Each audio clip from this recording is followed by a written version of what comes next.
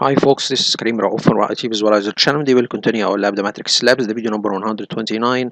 I've been discussing in the previous video the following. We are still working with the topic of troubleshooting Windows using Microsoft Sysinternals suite. We have seen in the couple or the previous videos Cloth 3.7 Sonnet explaining uh, this topic, Microsoft Sysinternals suites, how we can use them, a brief explanation about each tool, some hands-on exercises to train ourselves how we can use these tools. Actually, I also use Gemini Pro 2.5 Pro, but anyway, I will focus on Cloud 3.7 Sonnet. Anyway, we have stopped at the last time at the utility or the hands-on exercises concerning a utility called RAM map. This RAM map observe the memory usage breakdown. So if I go to the utility and see it, I have already extracted the tools. If you go there and see sys internal suits, and we have the RAM map. Here it is. You can just run it. Agree.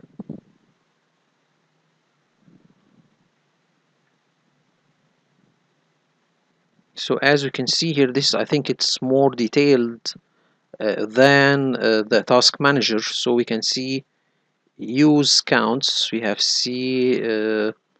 I think this is the RAM. It is digesting the RAM to sections. We have processes. Each process, how much RAM it is using, which seems to be uh, have more details than the task manager. We have priority summary.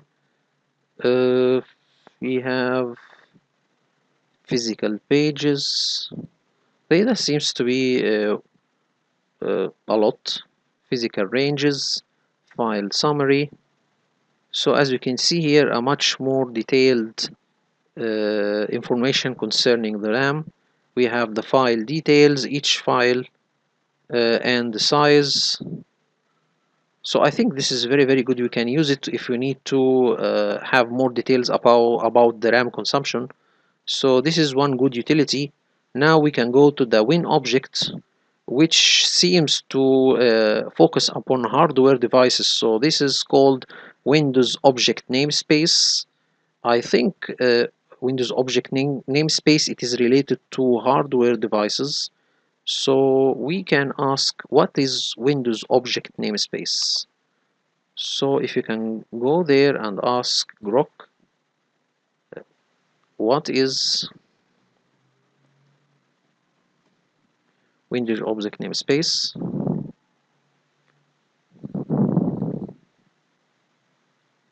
So saying that is a hierarchical structure used by Windows operating system to organize and manage various system objects such as devices, files, directory, processor, threads, and synchronization objects like mutex and semaphores. It's a part of the Windows kernel object management. This seems to be a more detailed one. So we can see, for example, this section is for physical and logical devices. This is for system related objects. Base name objects for named object like events or something. Sessions. So from this, or from Windows object management, we can know a lot of things, the devices, the sessions, so a lot of things. We have this utility called W. This is Win object. If we can see this, let me run it and see if we can get any useful information. So okay, we can see from here we have, this is the Windows objects. If we go to, for example, we have the sessions. So we have session 0, we have session 1. So we have a lot of things. Actually, if we go to the device, here the something say device, to see hardware devices. So we can see from here hardware devices like this. We have all of them. For example, I think this is related to my virtual environment. We have all of the devices here. So I think from here we can see a lot of things related to the operating system. we can see sessions, we can see file system objects. For example, we have a lot of things we can see here. This can be done remotely. I think also this can be done remotely. You can use this utility to get information about Windows objects remotely. I think this can be done using this program. Okay, so this seems to be a good thing. And as we can see, the exercise: device to see hardware, look at name-based object to see shared objects between processes. So there is something called based named objects. This is the objects that are shared between processes, different programs. I don't know what is a semaphore, what is a mutant. So we can also ask another question. What is mutant and what is semaphore? So let's see here, mutex and semaphore. What are mutex and semaphores?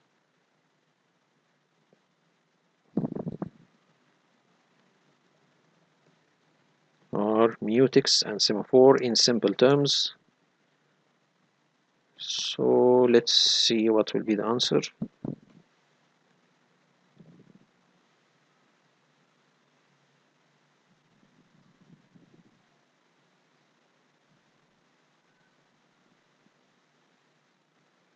Okay, both are like traffic cops for code, keeping things orderly when lots of stuff is happening at the same time. So this is a simple explanation. What is a mutex?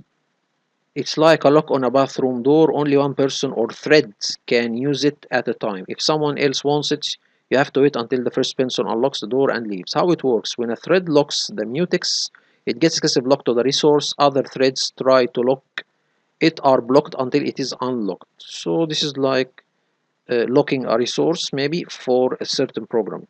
Simple analogy: imagine a single key to a room. Only the person holding the key can enter.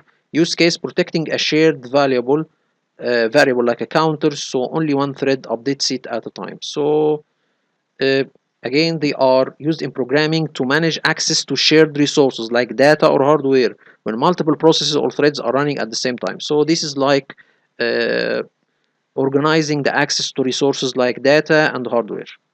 So mutex do something like that. As for semaphore, it's like a ticket system at a daily counter with a limited number of seats. It controls how many threads can access a resource at once, not just one. So how it works: it has a counter. If you set it to 3, up to 3 threads can use the resource simultaneously. Okay, when a thread takes a ticket, that counter drops. If it hits 0, other threads wait until the ticket is returned. Counter goes up. So this is something similar, but mutex give it access once. As for semaphore, it gives access simultaneously, uh, limiting access to a pool of resources, like allowing 4 threads to use the database connection at once. The key difference is a mutex is a one at a time access, locks out everyone else. A semaphore can allow multiple threads at once depending on its counter. So this is something why we need to look at base name object. These are the shared resources that are used between threads or programs. A mutant, we have seen what is a mutant. As for a semaphore, now we can know what is a semaphore. So what are these resources? I cannot tell from the icon. For example, some of them seems to be, for example, Windows Cache. Anyway, so this seems to be a good thing or a good program to use. Okay, so now we can go to again the exercises.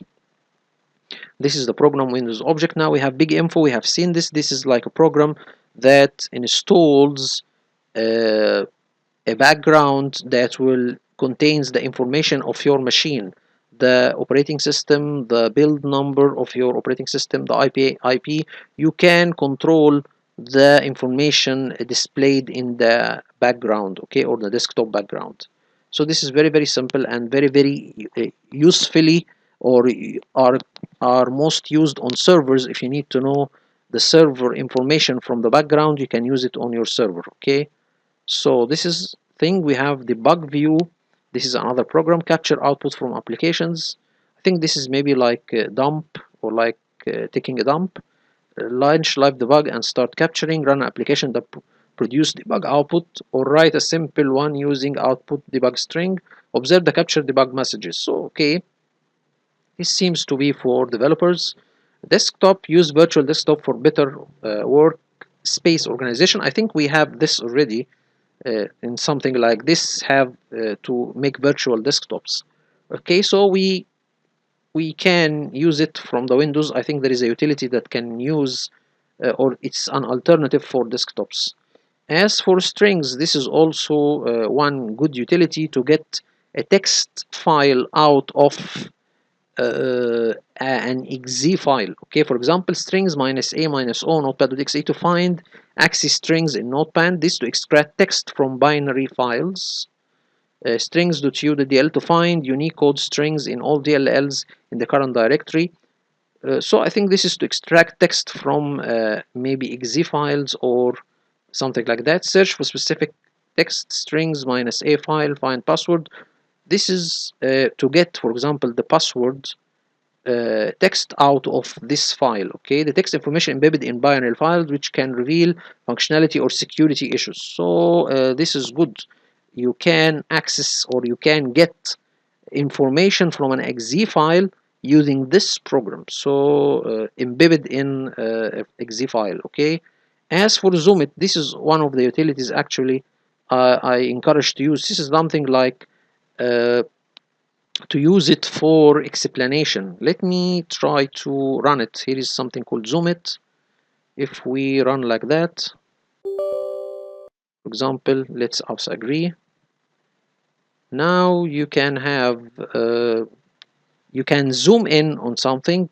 This is control +1 live zoom, supported by Windows 7. Draw. So there are a lot of things you can do. You can draw with a pen. You can draw on the screen. You can zoom using control 4. You can zoom. You can draw, type.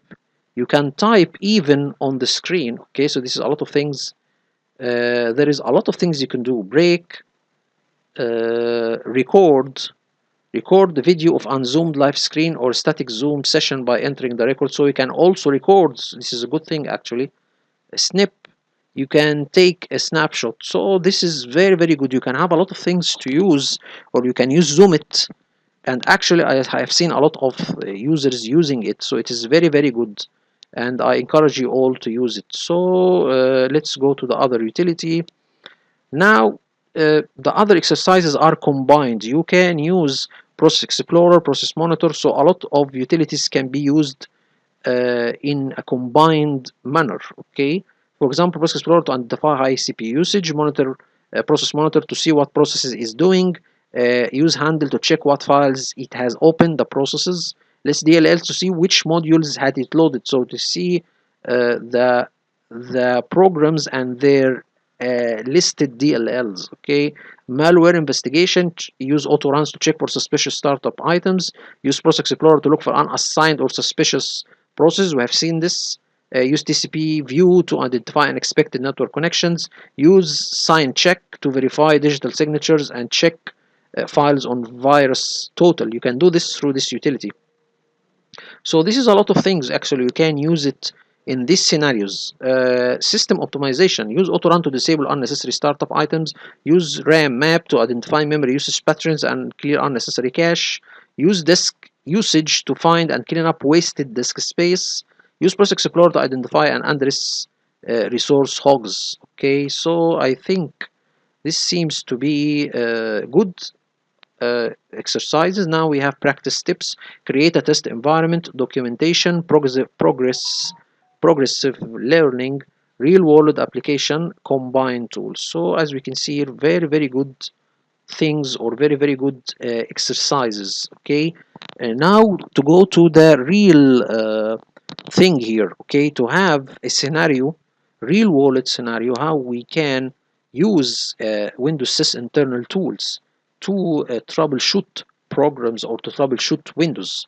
we will use something like an audio podcast, which is created from this scenario, and it is created by Notebook LM, Notebook LM for Google, or its utility for Google. I have already used it, and I think it is very, very useful and fantastic to use an audio podcast to talk about a certain scenario. So let's see how this case, how we can use Windows Sys internal tools through a real world scenario with Marcus and Zara, and let's see how this will be displayed, or will be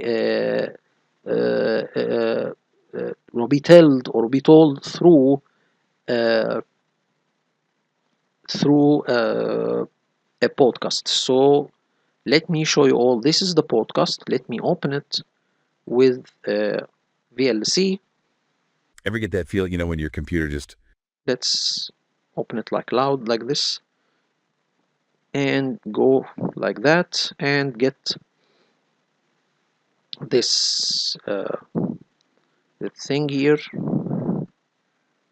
So let me make it like cascade, side by side.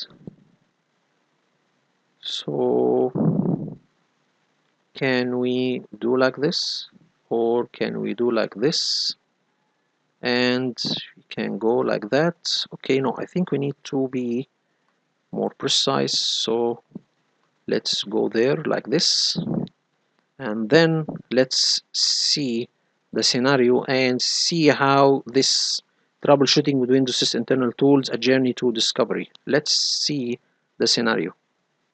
It's like wading through molasses, trying to wrap up a project, or just, do some basic work, and it just hits a wall. Oh, yeah, absolutely.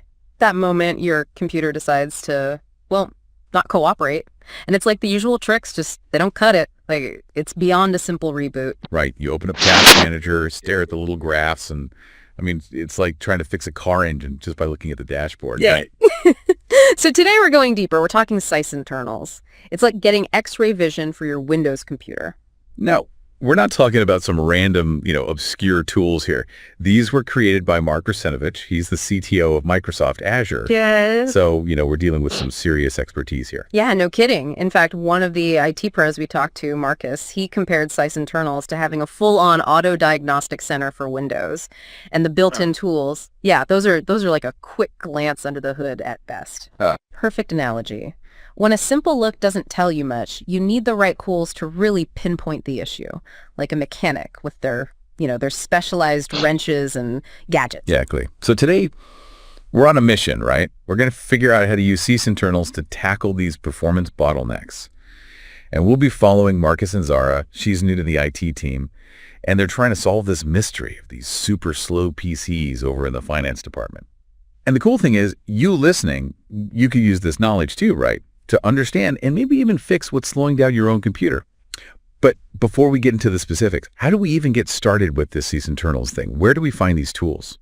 Well, Marcus, he really stresses having these tools ready to go at a moment's notice. So he suggests starting with a portable toolkit, like on a USB drive. Oh, smart. Like a little emergency kit for your computer, always on hand. Exactly. So even if you can't, install anything new on a system, you've got your tools right there, ready to go. Okay, so getting set up, it's actually pretty straightforward. You head over to, let me get this URL, BAS, write https://learn.microsoft.com/Sysinternals, downloads ZIP file. Okay, I got the ZIP file, what next? You just unzip it right onto the root of your USB drive. And Marcus, he points out that most of these Sysinternals tools, they're portable. No installation needed, just plug in the drive and run them. Simple. Love that. No fuss, right to the problem. Right. But here's a cool trick Zara learns from Marcus. You don't even have to download the whole suite. You can access individual tools straight from your browser. Just type in live.sysinternals.com tools. Oh, that's handy. So you're always using the latest version without having to update anything manually. Exactly. And Marcus, he even shows Zara how to launch a tool like Process Explorer right from the command line. Using that same network path, it's like live.sysinternals.com/tools pros xp.exe. Command line access. Very nice. You can script things, automate stuff. Very powerful. Get ready. What's the first weapon of choice when tackling these slow computers? Marcus jumps right into Process Explorer. He calls it Task Manager on steroids. You get so much more detail than the regular task manager. I can imagine. So much more going on under the hood. Oh, yeah. So one thing Zara notices right away is the color coding of the processes.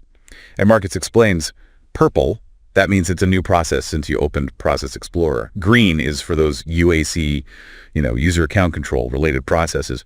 And pink can signal a problem, like a packed process, maybe even something suspicious. Ah, visual cues. So if you see a bunch of pink popping up, that's probably a sign to investigate further, right? Definitely. And right at the top, you've got these live graphs, for the CPU, memory, and I/O, instant visual of what's using your system resources. Very useful for seeing spikes or if something is consistently, eating up resources. Exactly. And so they're looking at these finance PCs, right? And Marcus shows Zara how to sort the processes by CPU usage, and importantly by memory, using the private bytes column. Now this private bytes, that's the key. It shows you the actual memory a process is using, not shared resources, just its own footprint. Right, so you can isolate the real memory hogs, the ones actually causing problems. Right, and they see a bunch of svcoast.exe processes gobbling up memory. Now, in regular Task Manager, that svcoast.exe, it's a bit of a black box. Oh yeah, it's like a generic container for a bunch of Windows services. Doesn't really tell you what's actually using the resource. Exactly. But Process Explorer has a trick. You right-click on that svcoast.exe process, go to Properties, then the Services tab, and boom, you see exactly which services are running inside it. Understanding those services behind svcoast.exe, that's key, because a single misbehaving service can bring down the whole system. Oh, that's great. Getting down to the specifics. And it gets deeper. Marcus shows Zara Show DLLs mode.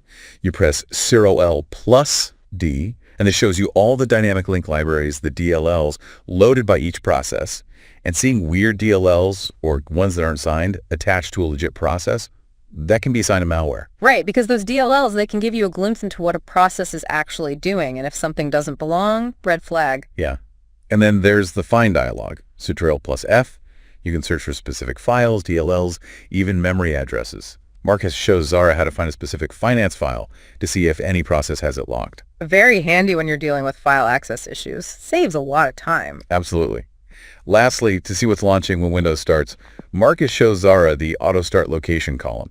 You find it under View, then select Columns. This tells you where each startup process comes from, whether it's the registry, startup folders, or somewhere else.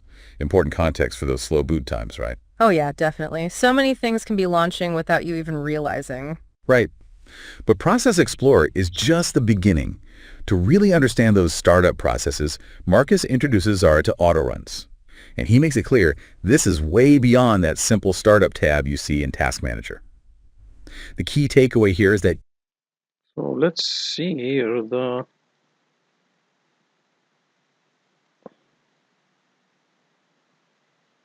using AutoNAR commands. So here, this is download extract Sysinternals. Create an autorun command to export all autorun entries on a machine. Export all autorun entries. So this is to export all the autorun on the finance PC because it seems to be slow. Export all autorun entries. Find suspicious autorun entries. Okay, non-Microsoft. So he is filtering the autorun entries by M, which is non-Microsoft. And then check for unassigned autorun using this two switches with the autorun. Focus on a specific category. Internet Explorer adds N -I clear temporary files. So let me see here. So this is the script. Okay, but we need a comprehensive view of AutoStart. We need another tool. Let's try AutoRun. So this is how we can use the AutoRun to display a lot of useful information and export it to CSV file. Okay, let's continue with the scenario and see what we can do. So here I have closed it. Just a moment.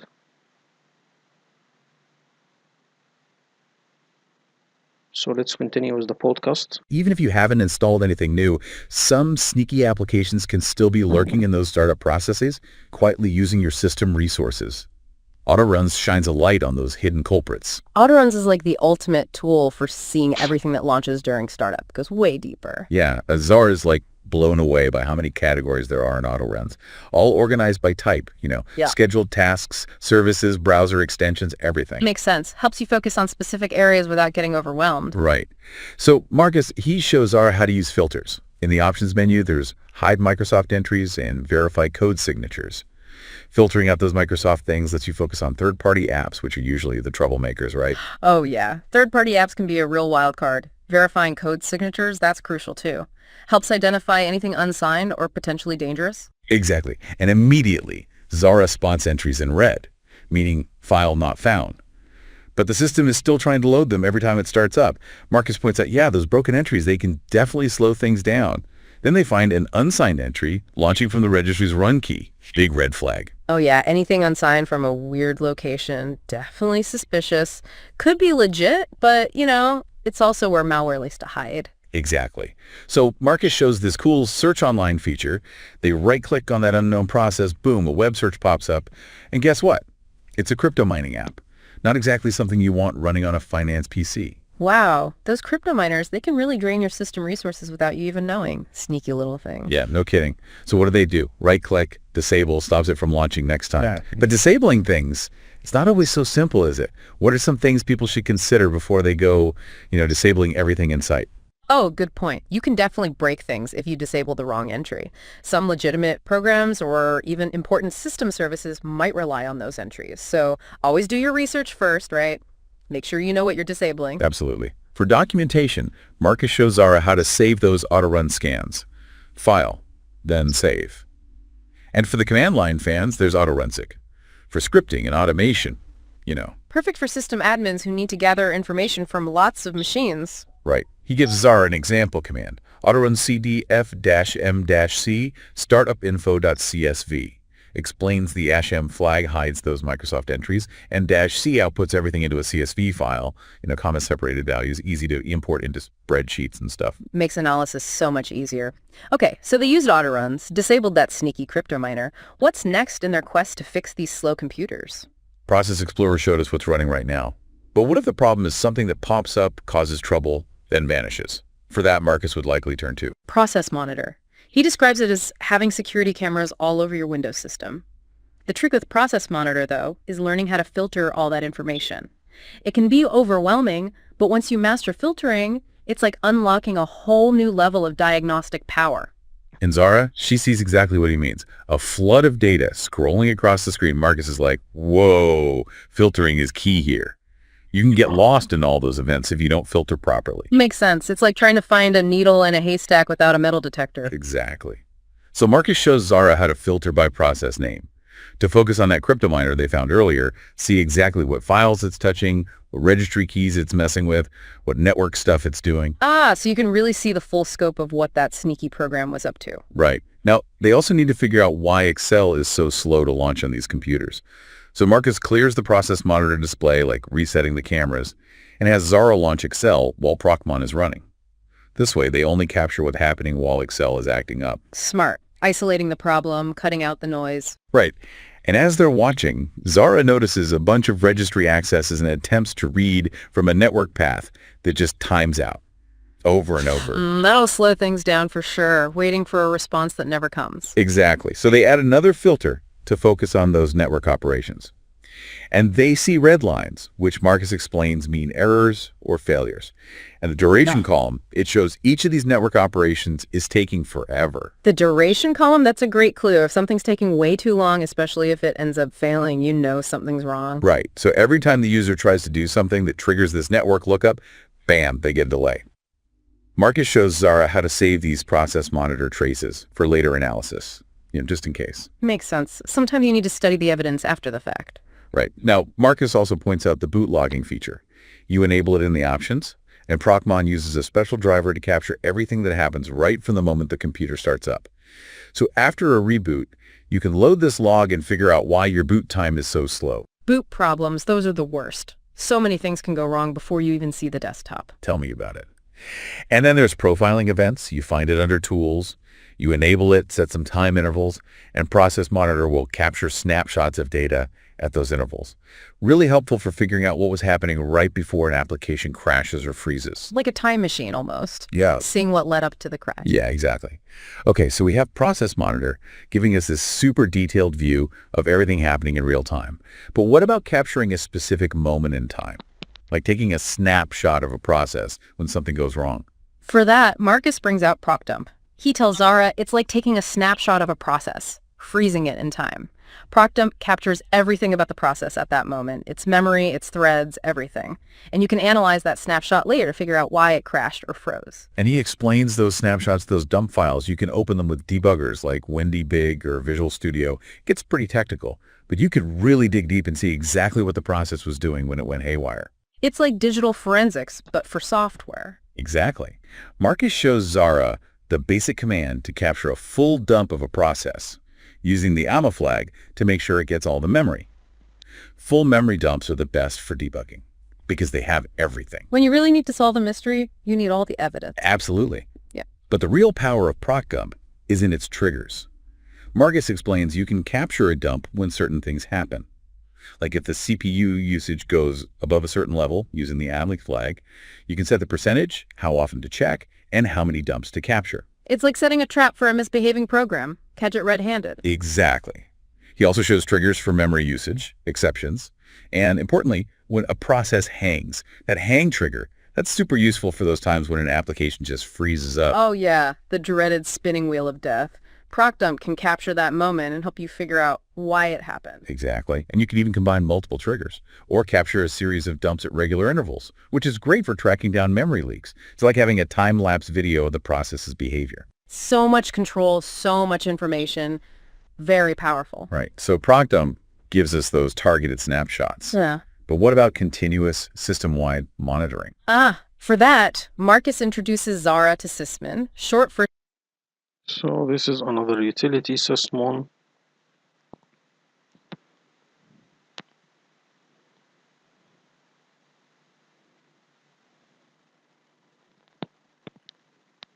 So this is the configuration of Sysmon. Okay, this is a utility to monitor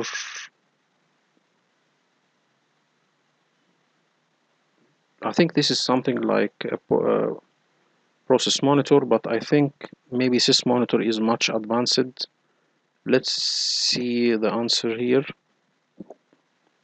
for the podcast. system monitor. It's like a little spy constantly watching what's happening on the system, logs everything to the Windows event log.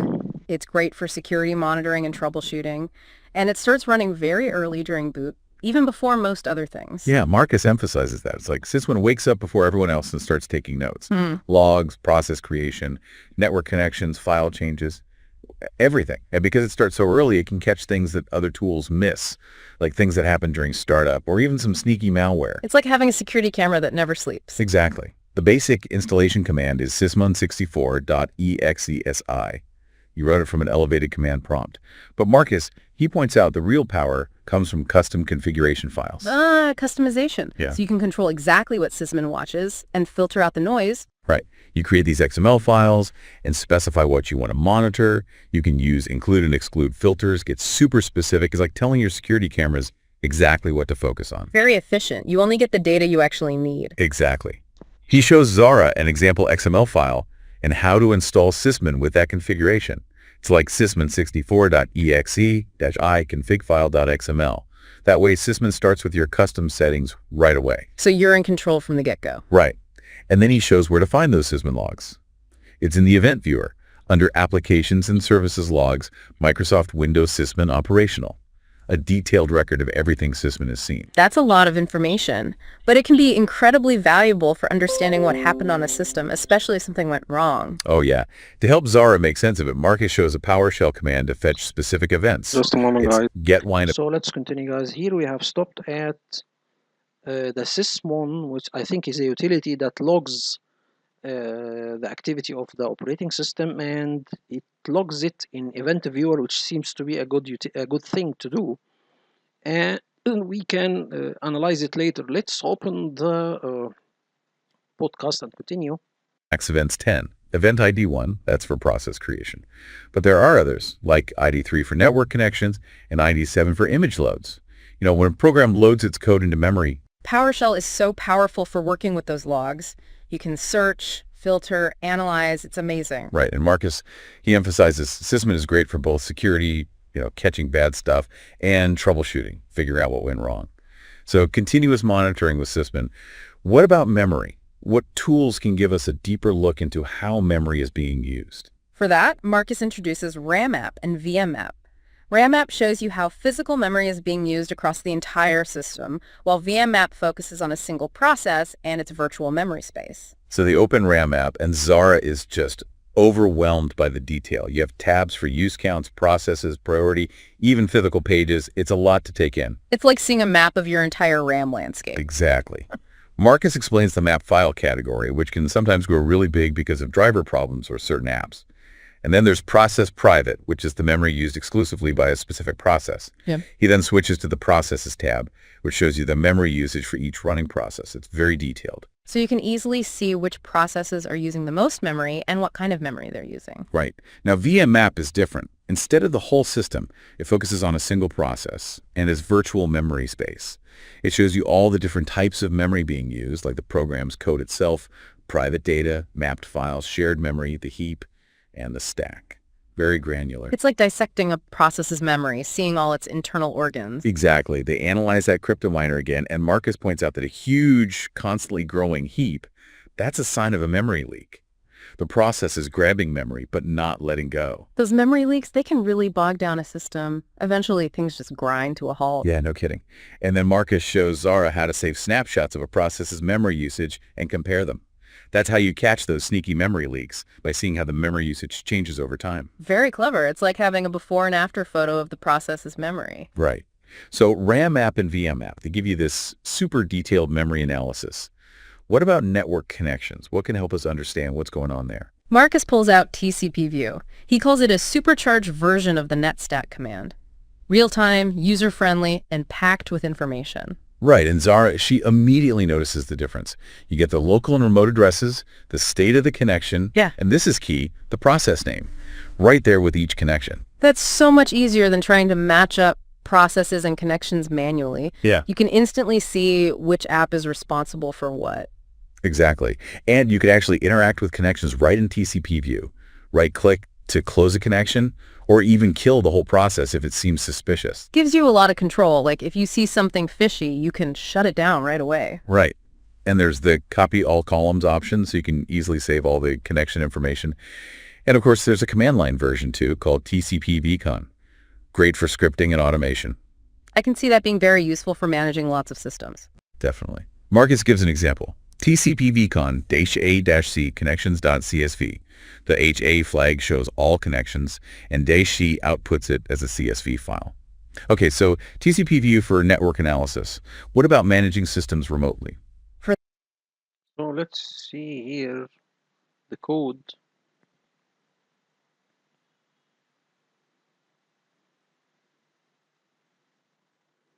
So here this is a couple of tools, PS info to get info about the PC, PS list to list the processes, PS exec to connect remotely, PSS logged in to see who is logged in, PS kill to kill a process, PS service to list Windows services on a certain PC, start a service so you can list a service and start a service by PS service, reboot a computer, PS shutdown without PS down with account and the message. Perfect. Copy a file using PS file, execute a command on multiple computers.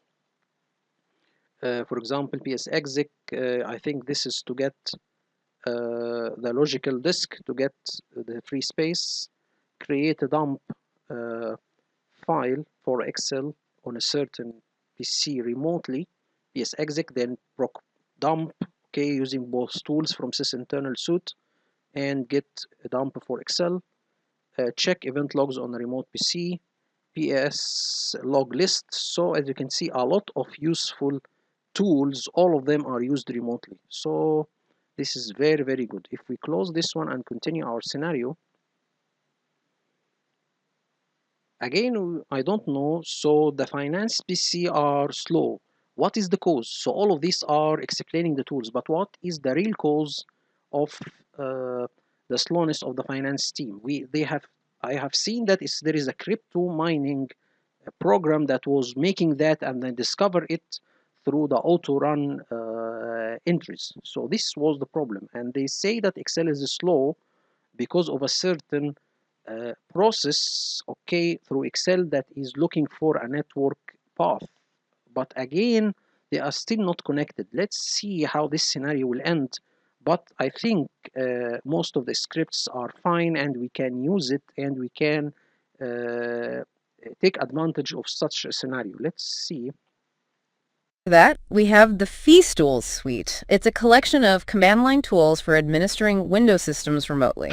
And the best part, you don't need to install anything on the remote computer, it just works. Yeah, that's a huge time saver for IT folks. No need to go around installing software on every machine you need to manage. Exactly. It simplifies everything. And there are so many useful tools in the suite. Oh yeah, tons. Marcus shows off a few of them. First up, PSExec. You can run commands and programs on a remote computer as if you were sitting right in front of it.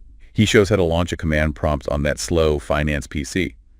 The command is sexec remote computer, CMD. Very powerful. You can do almost anything remotely without needing a full remote desktop connection. Right. Then there's PS list. It shows you all the processes running on a remote computer. It's like a remote task manager, but in the command line. Quick and easy way to see what's going on over there. Exactly. Synfo is another handy one. It gathers all sorts of information about a remote computer. Hardware, operating system, hot fixes. It's like a remote system profiler. Great for inventory and troubleshooting compatibility issues. Right. And of course there's Skill. The name says it all. You can kill a process on a remote computer by its process ID. Very useful for those times when an application freezes up and you need to end it remotely. Sometimes a swift kill is the best solution. Yeah. And Marcus mentions a few others like Slogon to see who's logged in, SIFS file for managing open files, and Service for remote service management. Stools, it's a Swiss Army knife for remote administration. Definitely a must-have for any IT toolbox. Right. So stools for remote control. What about displaying system information right on the user's desktop? Ah, that's where BG Info comes in. Background information. It puts all sorts of system details right on the desktop wallpaper. Yeah, Marcus explains how useful it is for help desk. The user can just tell them their computer name, IP address, all that stuff without having to dig through menus. And you can customize it too. Choose what to display, change the fonts, colors, positioning, everything. Very practical, essential information right there at a glance. Exactly. And you can save these configurations and deploy them across an organization using group policy or scripting. Consistency is key. Makes things much easier for everyone. Right. He even shows the command for silent execution. It's bginfo.exe, configfile.bgitimer.0. No user interaction needed. Okay, so bginfo for desktop info.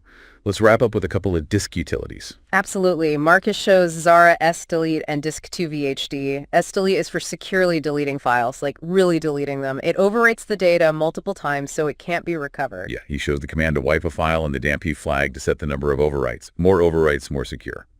He also shows how to wipe the free space on a drive, which gets rid of any traces of previously deleted files.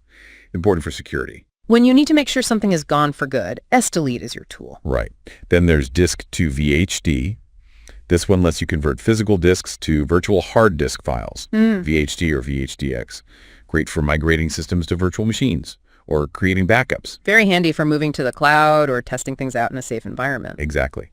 And you can choose which volumes to include in the virtual disk. And it uses volume shadow copy, so you get a consistent snapshot of the disk, even if files are being used. No corruption. Very clever. Keeps everything safe and sound. Okay, so we've seen a ton of tools, but Marcus emphasizes something really important. Practice makes perfect, right? Yeah. But you don't want to practice on your real live system. Oh, no, definitely not. That's a recipe for disaster. He recommends setting up a virtual lab. It's a safe space to experiment without breaking anything. Right. And there are a bunch of virtualization tools you can use. Hyper-V, which comes with Windows, VirtualBox, VMware. You create a few virtual machines, a client, and a server, and you're good to go. He gives some guidelines for how much CPU, RAM, and disk space to give them. And he recommends creating a private network so the VMs can talk to each other but stay isolated from the real network. Isolation is key. You don't want your experiments leaking out into the real world. Exactly. He even suggests putting the Sysinternals toolkit on the VMs, or using that live.sysinternals.com trick. And he gives Zara a script that sets up some common problems. Slow startup, memory leaks, high CPU usage. It's like a built-in training simulator. I love that. Practical, hands-on learning. Yeah. He tells Zara to work through some specific exercises, like analyzing startup performance, investigating memory leaks, troubleshooting high CPU usage, network problems, even registry monitoring, all using the Sysinternals tools. Theory is one thing, but actually applying that knowledge, that's how you really learn. Absolutely. And he stresses documenting everything and using snapshots in the virtualization software. So you can easily revert back to a clean state after each experiment. No need to rebuild everything from scratch. Makes sense. Keeps things organized and efficient. You can always go back and review your work. Right. So, wow, we covered a lot today. We went deep into the world of Sysinternals, Process Explorer, Autoruns, Process Monitor, ProcDump, Sysmin, RAMApp, VMApp, TCP View, Stools, BGInfo, SDelete, Disk2 VHD. It's an amazing toolkit giving you incredible insight into how Windows works. It really does. It's like having a superpower, being able to see what's really going on under the hood. And you listening, you can have that superpower too. By learning these tools, you can understand your computer better, troubleshoot problems more effectively, and, become a real power user. I encourage everyone to explore these tools. The Sysinternals documentation is fantastic. You can usually find it by pressing F1 in the tool or using the .command line switch. And definitely set up a virtual lab. It's the best way to practice safely and really master these utilities. Absolutely. It's like, think of a mechanic, right? They have all these specialized tools to diagnose and fix car problems. Sysinternals gives you those same tools, but for your computer. It's empowering knowing you can understand and fix these complex systems. Exactly. And who knows, maybe you'll even discover a passion for IT. It's a fascinating world, and Sysinternals is the perfect gateway. That's a great point. Yeah. Thanks for joining us on this deep dive into Sysinternals. Till next time, happy troubleshooting. So this is the case. Let me show you guys if we can. So here is the whole case. Let me try to export it. Okay. Okay, this is, I think, okay, it's already exported. This is, where is the sys internal? Okay, so let's go there and get so let's mark down here and let's open that. So here you go. This is the sys internal. This is the whole case. Let me try to open it by Notepad. So this is the whole case. I think it also contains how to set up your virtual lab. So all of these are the scripts and everything. Okay, let me see. Here is the, I think it contains the virtual lab setup script, and it contains also, I think, a lot. Remove, okay, using PowerShell commandlets. So script library, so everything is there. I will put it in the my in my YouTube channel, sorry, in my Telegram. I think I have already exported this, or I already put this case. Let me try to see. So here I will put this case. Now we have, here you go. This is my channel. I think I have already put that before. No, I didn't. So let me put the case, the exported case. Let me have it. So first of all, this is, I think, the location. Let me see.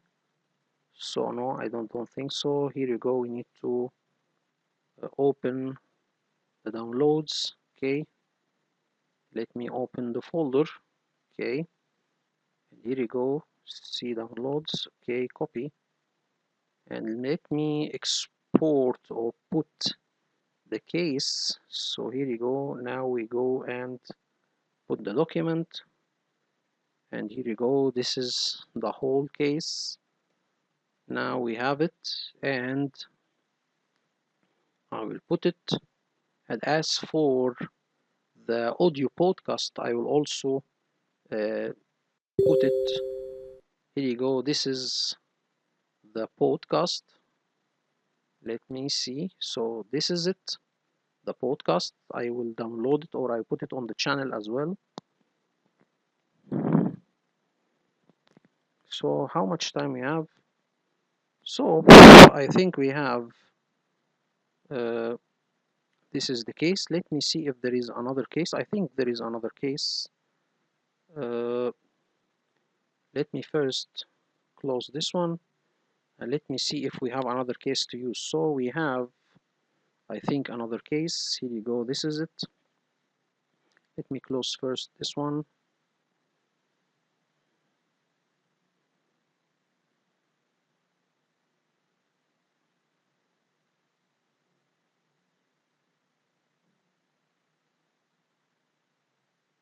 So let me see if we have another case. I think we have. Okay, this is another case, the phantom footprints. So this is another case. Let me see if we can, or I can export it, or it is exported. Okay, I can take it and make a podcast out of it. Let me see if we can do that. This is another case. And let me see, this is the scripting. Okay, so this is the whole case. Can we export it? Let me see. We'll need to read it only. So let's see. Verification, script library. So I think we can read it. Okay, so okay, I didn't export it as okay, let me do something here. Let me get the whole case. So this is another case. I need to export it, okay, and make a podcast out of it. So first, let me see the name of the case. The case, its name is, so let me do something like that. The case itself, it is called the Phantom Footprints Sysinternal Investigation. Let me tell him export this case, export for uh, for the whole case named to a markdown file. Let's see how he will do that.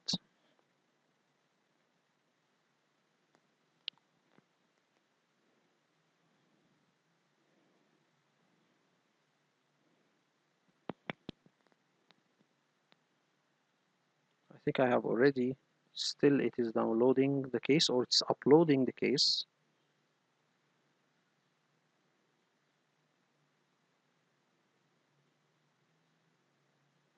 Let me see.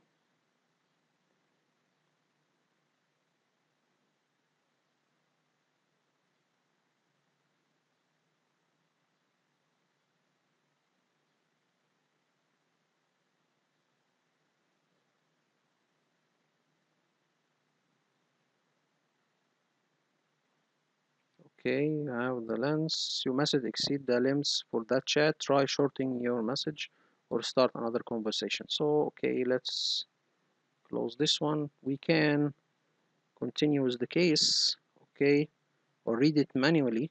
So I need to go further and get the case manually, or read the case manually. So let's go. The case is named the Phantom. So let me go and read the case, or I think we can wait uh,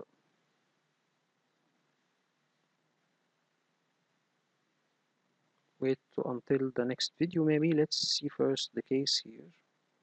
So This is not the one. The other one is the Phantom.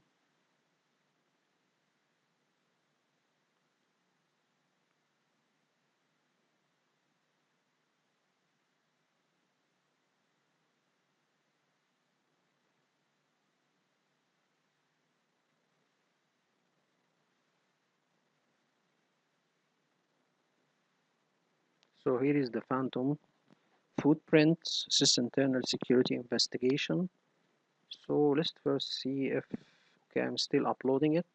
Okay, let's try to read it out loudly. We can continue in the upcoming video, but just get uh, the the beginning of the case. The Security Operations Center SOC at Meridian Financial Services. It is in a dimly lit room filled with large monitors displaying network traffic, system logs, security dashboard, Elera Chen, cybersecurity analysis with shoulder-length purple Tignet hair and a collection of security conferences badges hanging from her laptop bag, stares intently at alerts flashing on her screen. Elera, mumbling to herself, third anonymous authentication pattern this week. Same timing pattern, just different account. This is definitely not accidental, not coincidental, or not a coincidence. Okay, she picks up her phone, called Theo Barnard, the company's senior system administrator. Theo, this is Lara. It's Ilera. Can you come to the SOC? I have got something strange there that have been bothering me for days, and I think we need your Windows expertise. So, through phone, let me guess more of these weird authentication alerts. Yes, but I have spotted a new pattern now. This feels like a classic case of low and slow probing. I would bet my entire hot sauce collection that something already inside our network. Theo Sai, be there in 5 minutes. I'll bring my sysinternal toolkit. 10 minutes later, Theo arrives with a laptop and a USB drive. He's a tall man with a maliciously trimmed beard, wearing a Star Trek shirt under a blazer and carrying a mug that reads, "Have you tried looking at the logs?" Sorry I'm late. Exchange server decided it needs attention, as always, so what we are looking for. Pointing at her monitor, look at these authentication events. 3 different user accounts, all from accounting, showing successful logins at unusual hours before 2 and 4 a.m. Each user logged in once, then again 3 days later. Leaning closer, the source IP is internal, that's odd. And you have confirmed with the users, all 3 users swear that they weren't accessing systems at those hours, and the login patterns don't match with their work habits at all. Our SIAM system flagged it, and there is no clear evidence of compromise, just weird behavior. What does the security team think? Roll eyes. They have swapped the compliance with the compliance audit as suggested. I keep an eye on it unless I have a hard evidence. I need you to help me find out that evidence. Okay, sits down at the adjacent workstation. All right, let's take a systematic approach. First, let's identify the source machine for those connections. Then we will need to examine that system for signs of compromisation. Let's see. So the users are logging from which machine? Okay, the source of the process of logging. Okay, so let's examine the source machine for those connections. First of all, the IP address is resolved at this machine was used to get the users to log in, okay, or they log in on this machine. Angela workstation in accounting. I have already checked basic logs, but nothing jumps out. We need deeper visibility. That's exactly what sysinternal tools were made for. Let's set up remote access to that machine and start investigating. So I will try to investigate. So I usually download the complete suite of sysinternals, but if you are doing incident response frequently, you should bookmark livesysinternals.com. You can run the tools directly from there without even downloading them. I have used some of these tools before, but I'm not familiar with dedicated security tools. What's our approach here? Okay, let's see how we will do. I think TCP view will be the first one. For a potential compromise, we need a combination of tools. Process Explorer to see what's running, auto runs to find persistent mechanism, Process Monitor for real-time activity, TCP view for network connections, and Sysmon if we need to set up ongoing monitoring. Theo setups a folder on desktop named investigating so and so, the name of the PC, with subfolders for different evidence type. Theo, let's create a PowerShell script to help us collect evidence systematically so we can document everything properly. So I think I will see the script and stop at that script. Okay, and I think we can continue later, but let's see what the script will do. So let's see the script, the main execution, or this is the script. What it will do, it will collect, so we can do like this. It will collect evidence potentially compromised using sysinternal suit. What it will do, first of all, uh, create folders, processes, networks, so and so. These are folders that will be created. Where it will be created? It will be created in the desktop folder in the user profile folder. Okay, so we will have two folders. I think this is IR evidence. This will be this subfolder will be created in this folder with the computer name. So the folder will call IR evidence, then the computer name, then the date, then the. So this is very, very good. The folder will be called IR evidence, added the computer name, added the date that this data will be collected at. Then we have the folder that contains the sysinternal tools. Then we have subfolders. Okay, and then okay, so and so, and then let's see create case note files. So he will create some notes, the PC name, the timestamp, investigators. So all of these will be contained in a file case node.md. Capture information. He will collect information about the system using sysinfo. Okay, and then Windows event log, exporting Windows event logs. We will export system, application, and security. Okay, that seems to be good. And active connections, he will get the active connections through this commandlet. Okay, and it will be in a text file. And the running processes also will be exported. Scheduled tasks will be exported. So we'll see a lot of data exported. Services, auto runs services, the auto run services will be exported in a text file. Then we run sysinternal tools for deep analysis. Now, ensure we have PSExec to run commands remotely. This is one thing. Okay, create a temporary file for remote system. Create temporary file on the remote system. Okay, to put. So this is local and this is remotely. Okay, copy the sysinternal tools to the remote system. Okay. So I think we don't need to do that actually. But anyway, I think we can run them remotely. Anyway, run auto run. So we will run it on the remote PC. And then what?